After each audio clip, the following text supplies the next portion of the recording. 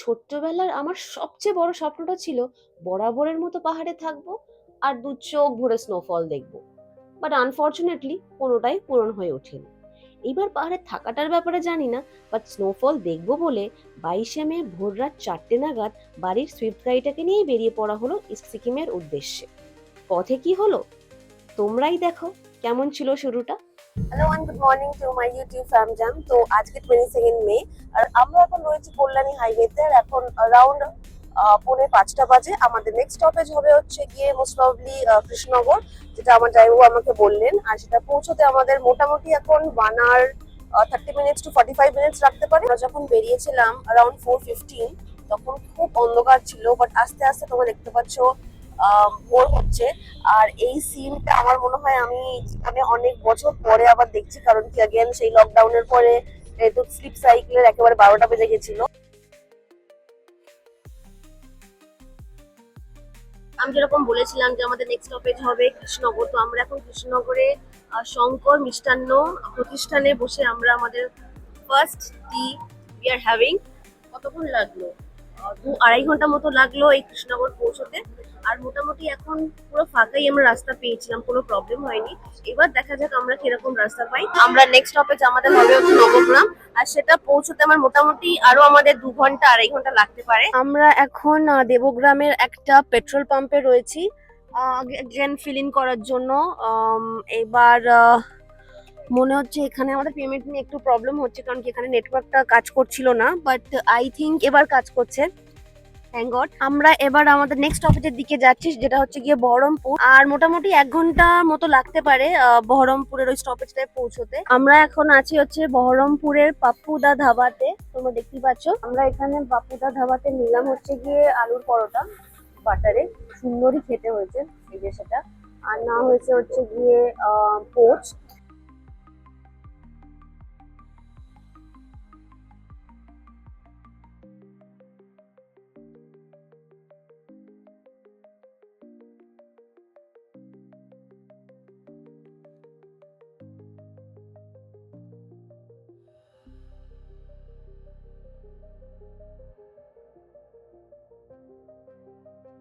এবার আমরা দাঁড়িয়েছি হচ্ছে কি ফারাক্কা ব্রিজ ক্রস করে। আমরা ফারাক্কা ব্রিজটা ক্রস করেছিলাম জাস্ট এখন 10:52 বাজে। অ্যারাউন্ড 10-15 মিনিটস আগে আমরা ফারাক্কা ব্রিজ ক্রস করেছি। আমরা ম্যাক্সিমাম জায়গা যেখানে যেখানে ট্রাফিক হওয়ার কথা সেখানে আমরা ট্রাফিক পাইনি, তো গুড লাক টু আস। আর নেক্সট স্টপেজ হচ্ছে মালদা। তো আমি খুব আশা করছি যে আমরা রোডটাকে এরকমই ফাঁকা পাবো, যাতে আমরা তাড়াতাড়ি তাড়াতাড়ি পৌঁছতে পারি। আর যে আধা ঘন্টা আমরা লেটে চলছিলাম সেটা অলরেডি আমরা ম্যানেজ করে ফেলেছি। আমাদের শরীরটা আজকে একটু ডাউন আছে, বিকজ কালকে এত গরমের জন্য এসি গরম ঠান্ডা জল খেয়ে দিয়ে আমরা আমাদের একটু জ্বর এসেছিল, তাই তো আমরা একটু হালকা প্যারাসিটামলও খেয়ে আছি। But never mind, let's hope for the best. আমরা খুব তাড়াতাড়ি রিকভার করে উঠবো।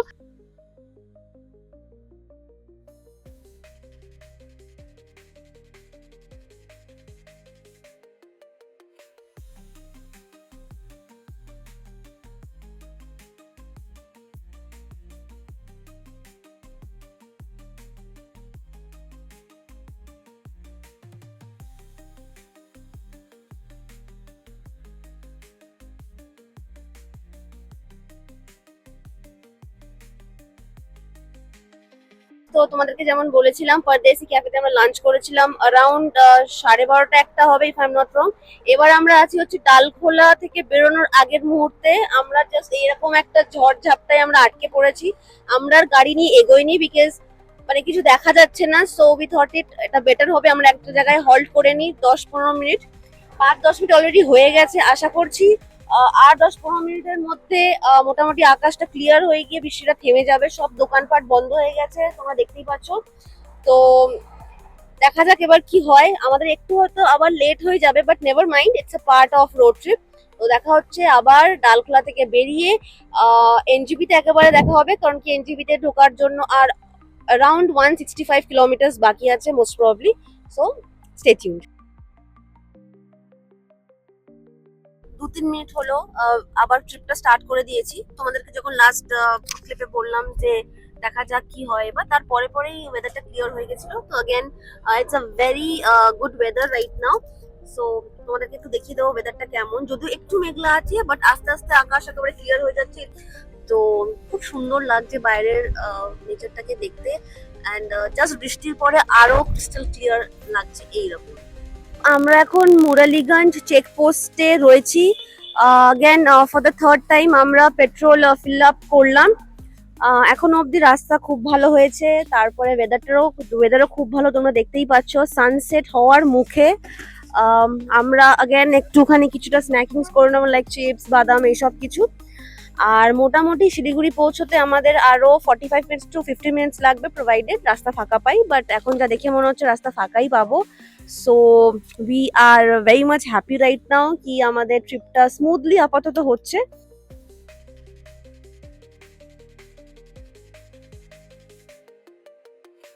তো এখন বাজে হচ্ছে অলমোস্ট 5:45, আর আমরা 5 to 10 মিনিটস এর মধ্যে মালাগুড়ি পৌঁছে যাব। আজকে রাতটা আমরা ওখানেই থাকছি, আর রেস্ট অফ দ্য প্ল্যান আমরা সেটা কালকে থেকে কন্টিনিউ করব। আর টেম্পারেচার বলতে গিয়ে এখানে কলকাতা থেকে একটু কম, মানে ইটস কোয়াইট বেয়ারেবল।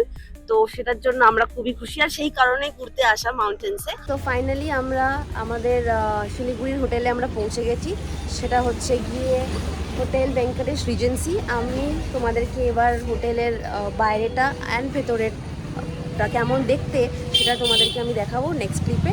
আর আমরা এখন প্রচণ্ড টায়ার্ড, মানে ফর দ্য লাস্ট 12-14 আওয়ার্স ধরে আমরা ট্রাভেল করছি। মাঝখানে আমরা 2-3 বার ব্রেক নিয়েছি, because we were in a rush কি অন্ধকার নামার আগে আমরা আমাদের হোটেলে পৌঁছবো। সো সেটা finally we have done, and we are like very happy and grateful as well. তো বিকেলের লাইট ফাইট অলরেডি জ্বলে যাচ্ছে। তো হোটেলটা কেমন দেখতে তোমাদেরকে আমি সেটা দেখাচ্ছি। হচ্ছে হোটেলের এন্ট্রিটা, নাম হচ্ছে গিয়ে দ্য ভেঙ্কটেশ রিজেন্সি। আর এবার আমি দেখাবো ওপরেরটা কেমন দেখতে লাগছে। প্রচন্ড সুন্দর সাজানো, একটা ভিন্টেজ লুক আছে। যেরকম তোমরা দেখতে পাচ্ছ জানলাগুলো একটু ভিন্টেজের একটা ব্যাপার রয়েছে। আর অলরেডি এখানে আমরা আননোন মানুষজন বলে একজন ঘেউ ঘেউ করতে স্টার্ট করে দিয়েছে, আর একজন ভয় পেয়েও আছে।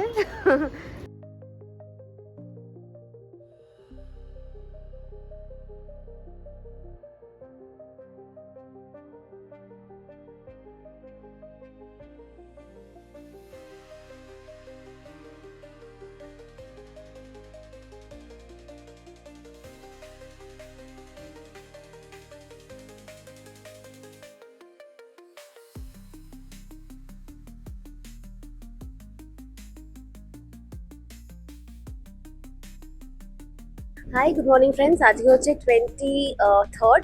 আজকে আমরা এখন চেক আউট করছি at 11:35 from Hotel Venkatesh Regency, যেটা ছিল হচ্ছে গিয়ে মালাগুড়িতে। এবার আমরা আমাদের নেক্সট গন্তব্যে ট্রাভেল করতে চলেছি, সেটা হচ্ছে গিয়ে গ্যাংটকে। আমাদের একটু লেট হয়ে গেছে, but still we are trying to manage it on the way. So we are very happy with the service at hotel Venkatesh Regency. তো again hoping to come here again. বাজে অ্যারাউন্ড 2টো। তো তোমাদের সাথে লাস্ট যখন কথা হয়েছিল তখন বেজেছিল অ্যারাউন্ড 11:35, বাট তখনই আমরা চেক আউট করতে পারিনি, কিছু আনফোর্সিন সিচুয়েশনস এর জন্য আমাদের একটু লেট হয়েছে বেরোতে। বাট সেবক রোডে রয়েছি, তিস্তা উইলার্স এই জায়গাটা আমরা ক্রস করছি এখন। আর আমাদের গন্তব্যস্থল হচ্ছে গিয়ে গ্যাংটক। এখান থেকে সোজা ওখানে গিয়েই স্টল করার আমাদের ইচ্ছা আছে, বাট মাঝখানে আমরা অবভিয়াসলি লাঞ্চ করবো। এবার বাকি সবকিছু অন দ্য ওয়ে আমরা ডিসাইড করে নেবো যে কোথায় কি দাঁড়াবো, কতক্ষণ দাঁড়াবো। অলরেডি এখানে একটু মেঘলা করেছে, ওয়েদারের যেরকম একটা ব্যাপার থাকে অলমোস্ট অল দ্য টাইম এখানে ক্লাউডি থাকে, যে কোনো সময় বৃষ্টি হতে পারে। তো আমরা সেটাই প্রে করছি যে যাতে এরকম না হয়, কারণ কি অলরেডি আমরা একটু লেটে রান করছি, আদারওয়াইজ আরো লেট হয়ে যেতে পারে। আমাদের কিছু কিছু স্পট আছে দেখার, সেটাও আজকে নাও হতে পারে। So let's hope for the best. আর দেখা হচ্ছে গিয়ে নেক্সট লাঞ্চ স্পটে। সো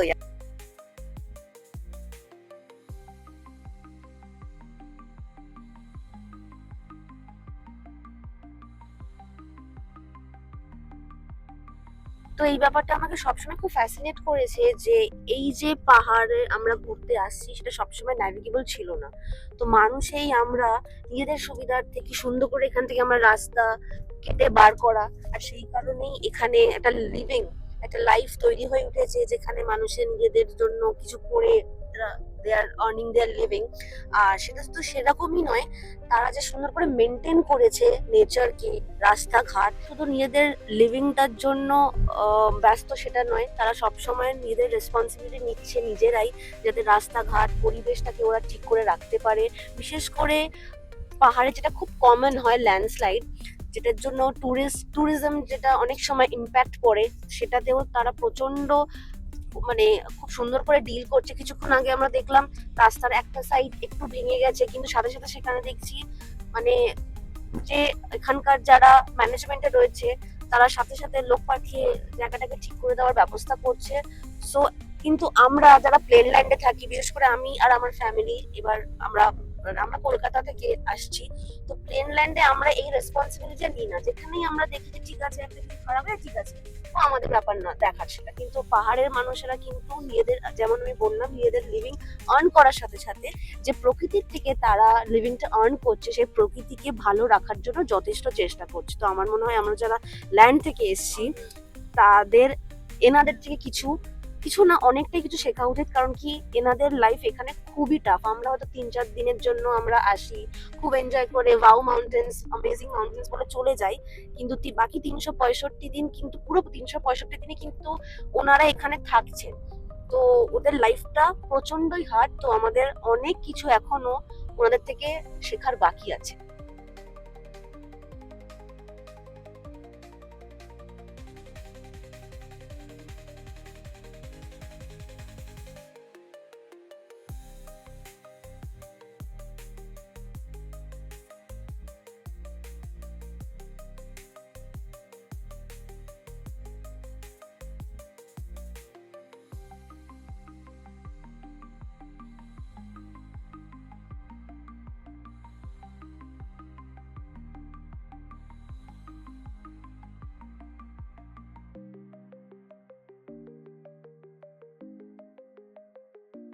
তো এখন বাজে হচ্ছে কি 5টা, অলমোস্ট বেজে গেছে, 5টা 5 বাজে।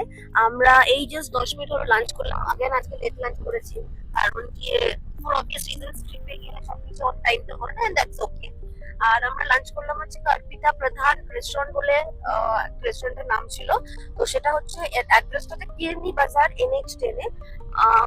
ওয়েল মেইনটেইন একটা রেস্টুরেন্ট। আর খাবারগুলো খুব ভালো ছিল। আমরা যেরকম নিয়েছিলাম, আজকে যেহেতু স্যাটারডে, আমরা ভেজ খাবার খেয়েছি। ভেজ, সেটার মধ্যে ছিল হচ্ছে গিয়ে ভেজ থালি ছিল, তারপর ভেজ মোমো ছিল, দেন ভেজ নুডলস ছিল, আর একটা কড়াই মাশরুম বলে ছিল। সবকটাই ভালো খেতে, বাট ব্যাপারটা হচ্ছে কি একটু স্পাইসি লেগেছে। বাট अगेन মাউন্টেন্সে যে সব রেসিপি গুলো হয় সেগুলো একটু স্পাইসির দিকেই হয়। So yeah, can't really do anything about it.